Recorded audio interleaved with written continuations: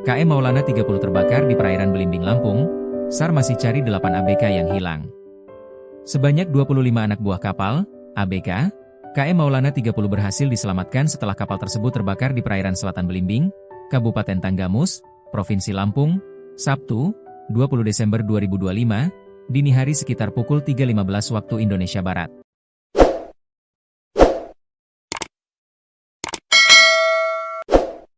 Seluruh ABK yang selamat tersebut rencananya akan diserahkan kepada kapal pengawas, KP, Orca 05 milik Kementerian Kelautan dan Perikanan, KKP, untuk selanjutnya dibawa menuju Pelabuhan Perikanan Samudra Nizam Zachman, Muara Baru, Jakarta.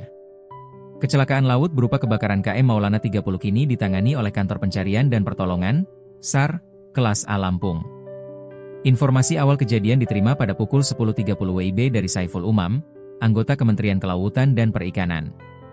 Dalam laporan tersebut disebutkan, KM Maulana 30 mengangkut 33 ABK. Proses evakuasi awal dilakukan oleh kapal nelayan KM Damasya 05 sejak pukul 6.30 WIB hingga pukul 11 waktu Indonesia Barat. Hingga laporan diterima, sebanyak 25 ABK berhasil dievakuasi dalam kondisi selamat, sementara 8 ABK lainnya masih dalam pencarian. Menindaklanjuti laporan tersebut, Kantor SAR Lampung langsung mengerahkan unsur SAR dan melakukan koordinasi lintas sektor. Koordinasi dilakukan dengan Vessel Traffic Service, VTS, panjang agar kapal-kapal yang melintas di sekitar lokasi kejadian turut membantu upaya pencarian.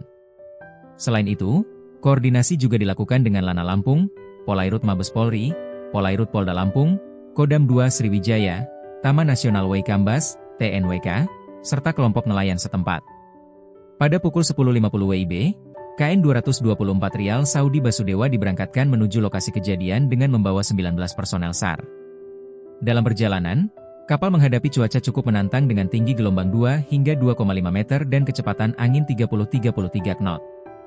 KN SAR Basudewa tiba di lokasi kejadian pada pukul 16.10 WIB dan langsung berkoordinasi dengan KM Damasya 05.